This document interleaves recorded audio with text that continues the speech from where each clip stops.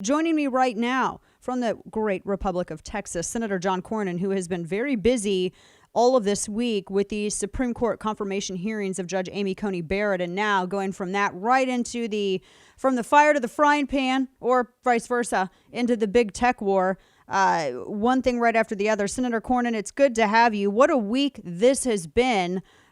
Your thoughts, though, before I ask you about any of the Supreme Court stuff, but your thoughts on this suppression that we're seeing from Facebook and Twitter, and whether or not, I know that the Senate is just now starting to send out or talking about subpoenaing Jack Dorsey and others. Are you all now looking at Section 230 and whether or not that application or the protection of that can still continue to be extended to Facebook and Twitter?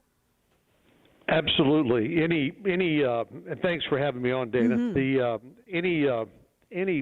Any pretense that these social media platforms are somehow just neutral is just really gone out the window. This is, I think, galvanized a lot of people who had concerns, but demonstrated the arbitrariness.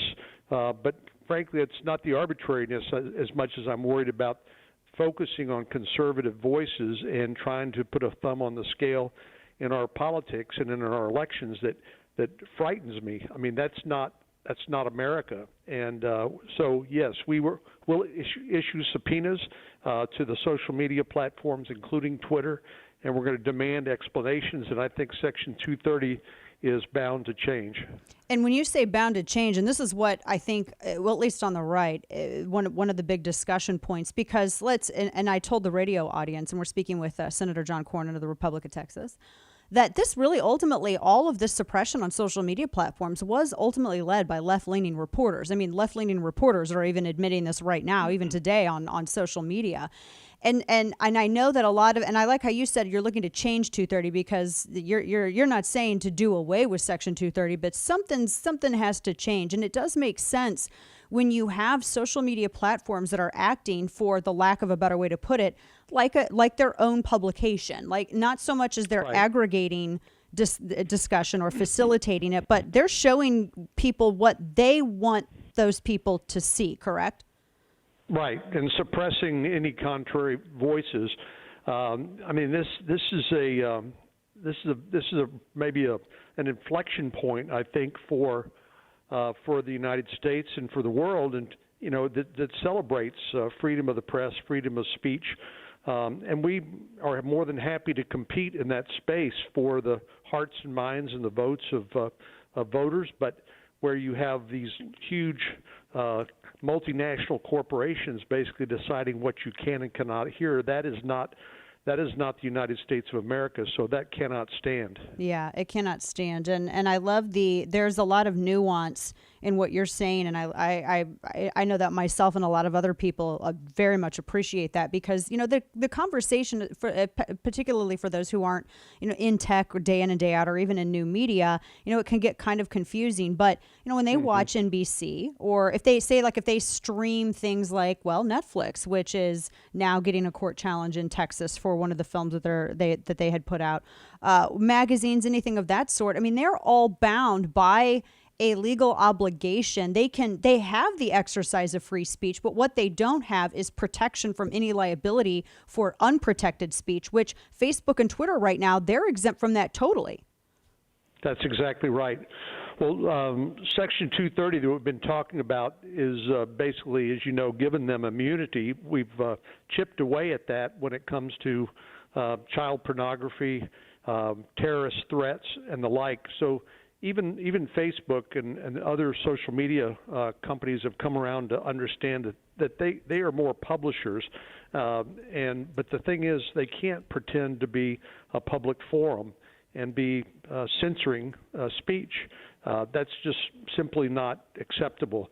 I know, and it's been an evolution, right? It's this thing has really changed a lot over the years, but I think that's why it's so important for the Congress to take a close look at this and to update it, really, I think, and to treat these social media as what they are, which is censoring, editorializing, and putting their thumb on the scale. Yeah, and that's where that's the big concern also, because then you look at what point does it become a genuine, serious, I don't know if national security concern is the way to put it, but that I would put it, but where it can affect an election, impact a general election, then we have to weigh, okay, we always want to be constitutional and we always want to operate. I mean, we're limited government conservatives. That's how we identify. But at the same time, that doesn't mean you give an entity that is able to act beyond the bounds of a law that constrains everyone else free reign, just so that they can't go back and say, oh, well, you're regulating a private business. Well, magazines are private businesses too, but they're still, as you said, they don't have that kind of immunity that these platforms enjoy. So as it pertains to affecting elections, where is that line, do you see, in writing that and making an impact in that area without over the line to becoming unconstitutional? I know it's kind of like it's a tricky subject because it's tech, but it is. Well, we all reject and abhor foreign interference with our elections. And it's pretty clear that our adversaries like China and Russia and others are using social media in information warfare, which is generally what it's called, but can be called disinformation or active measures or the like. But this is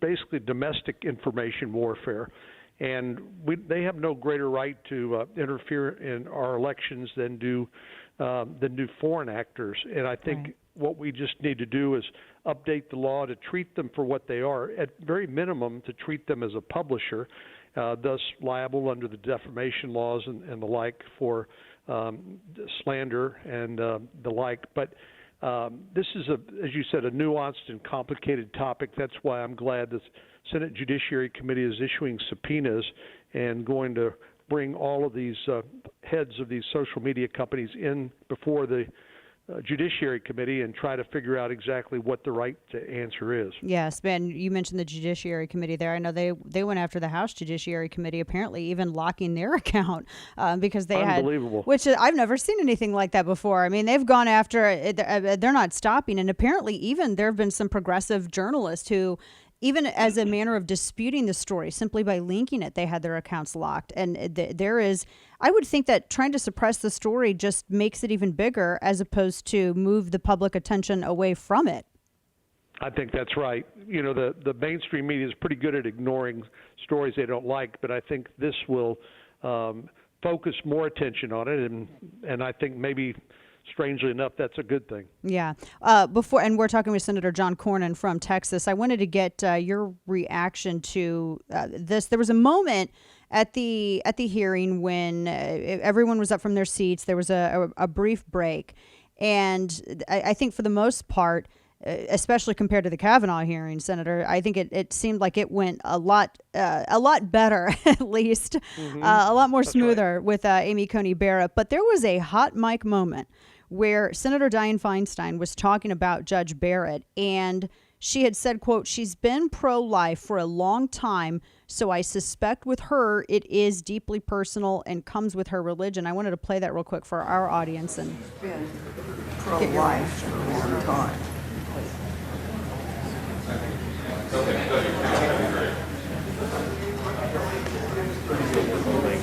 So I suspect with her it is deeply personal and comes with her religion. You can kind of hear it there. Deeply personal and comes with her religion. That does sound. I mean, at least she didn't say it during the hearing where your dogma lives loudly within you.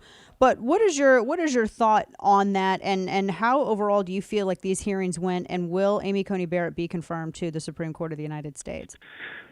Well, Amy Coney Barrett is an outstanding nominee, and she did a magnificent job before the committee. The only reason that it was a little bit more tame than the Kavanaugh hearing is because of efforts made to conduct the hearing safely for the witnesses and the nominee and the members of the committee, and a number of the senators like Kamala Harris and Pat Leahy participated remotely.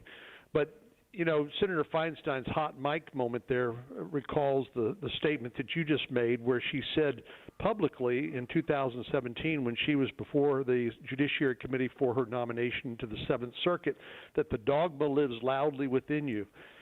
She was also asked whether she was an Orthodox Catholic, or they were trying to basically suggest that because of her religion, her faith, that would disqualify her from being a judge.